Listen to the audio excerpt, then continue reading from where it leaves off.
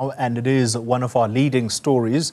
ANC President Cyril Ramaphosa assuring South Africans that his party and the government he leads will not be dictated to by business. This is on the future of the government of national unity.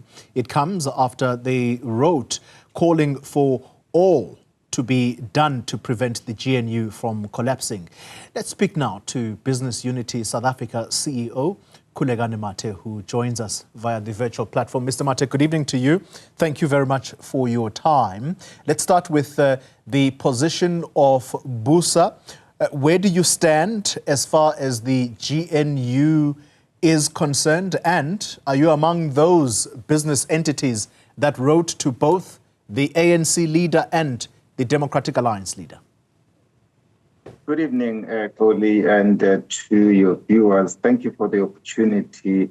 Koli, you would know that we have said on many, many occasions that we think that the decision to form the GNU was a good decision. And following the formation of the of the GNU, we saw the return of stability and business and investor confidence, all of which is essential to business and to ensuring growth in the economy. It is for those reasons that we have always been supportive of the GNU. Yeah, but at no stage did Business Unity South Africa write to either of the leaders who lead the political parties I've mentioned, ANC and DA, calling for cool heads, so to speak. So I can confirm, Koli, that indeed a letter was written to the leader, to the president and the leader of the DA, but I am not at liberty to go into the details because it was intended to be a private letter. But I can just confirm that that is indeed true. It did happen.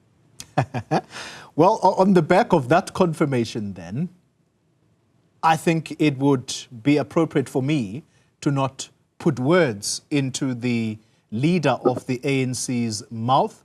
Instead, I'm going to allow him to speak for himself. Let's take a listen briefly to what President Ramaphosa had to say when questioned about his thoughts on the letters that were written to both him and the leader of the DA. Let's take a listen.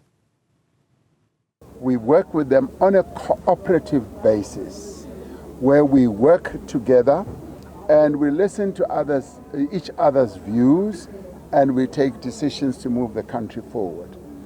But what will not happen is for any business to give orders and to dictate what should happen, because that space is the space that is occupied by people who have been elected by the people of South Africa. Business is not elected.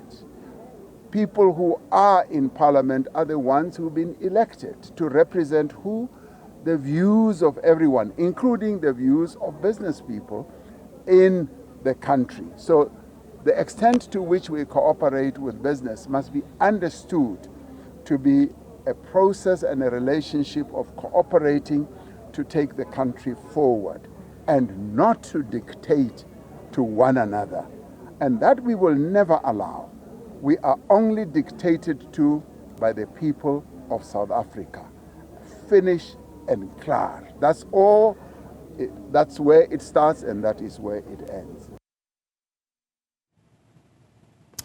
Mr. Mathe, if you do not disclose, at least, even if you paraphrase it, the content of your letter to both the leaders of these two political parties, you are leaving South Africans to formulate in their own imaginations what they will probably summarize and say, indeed, what we have been hearing over the years is that business does at times try to encroach into the political space and try to influence wherever they can. Do you still not want to disclose the contents of that letter? So Polly, I can see where you're trying to go with this.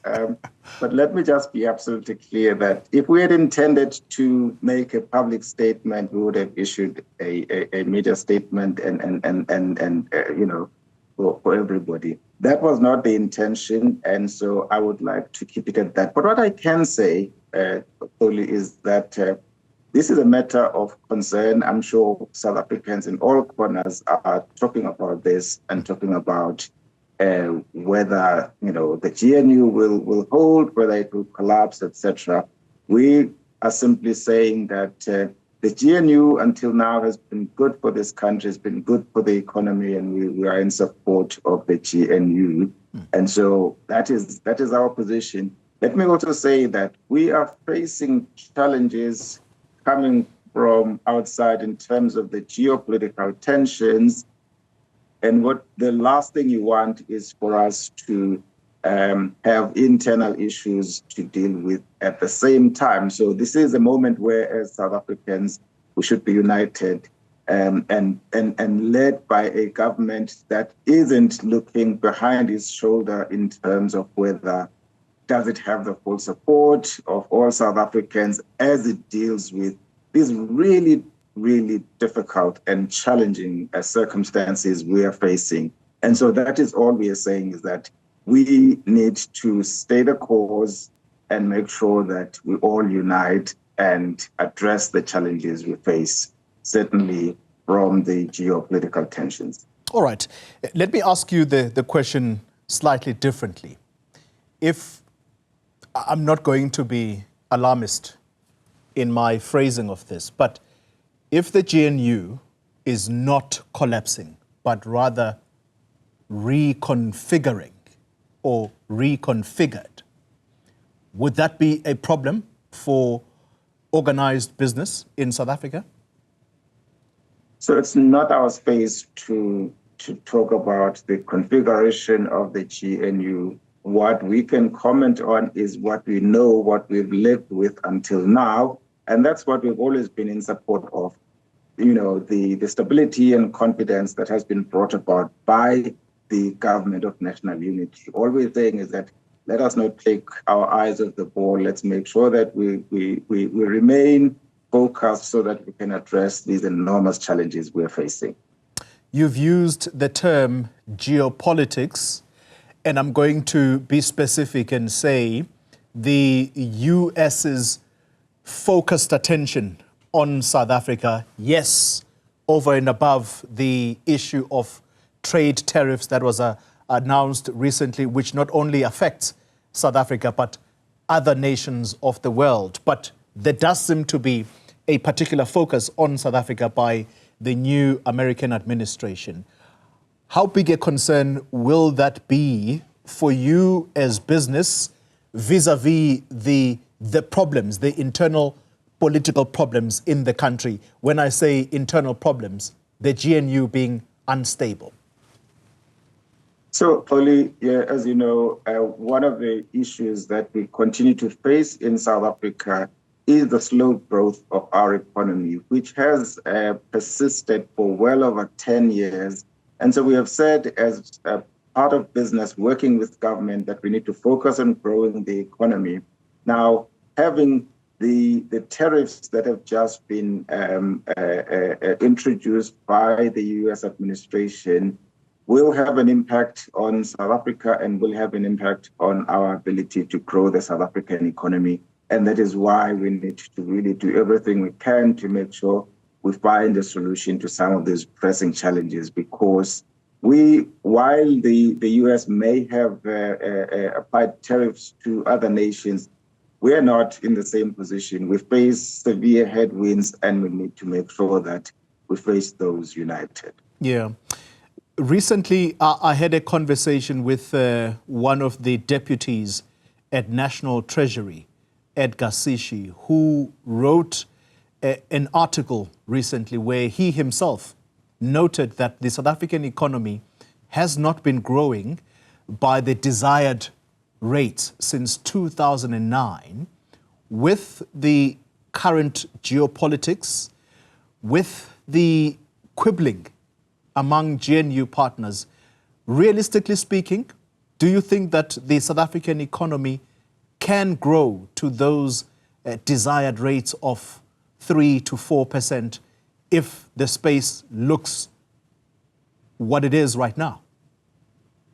So, as part of the ambition in the partnership with government, we have said as business that it is possible to grow the South African economy at 3% and above. We were saying that not necessarily setting a target, but because that is the level of growth we need to stem unemployment and start to create jobs and make sure that we get better off rather than worse off as a society. Now, this has been modeled by various reputable institutions that show that if we stay the course on the reforms that are undertaken under the auspices of Operation Vulindlela, as well as others, it is indeed possible to grow at those levels. Now, of course, we are then saying we need to make sure that we do not put those reforms in any form of jeopardy, because yes, we have the developments from the US, but there's a lot we need to do, and we need to stay focused so that we can indeed push ahead and grow this economy. Final question to you, sir.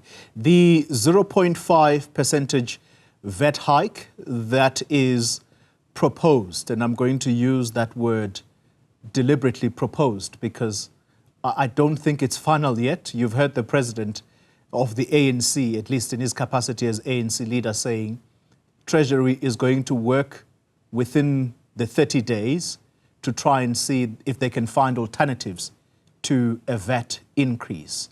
For organized business, how helpful or unhelpful is this reintroduction of a VAT increase?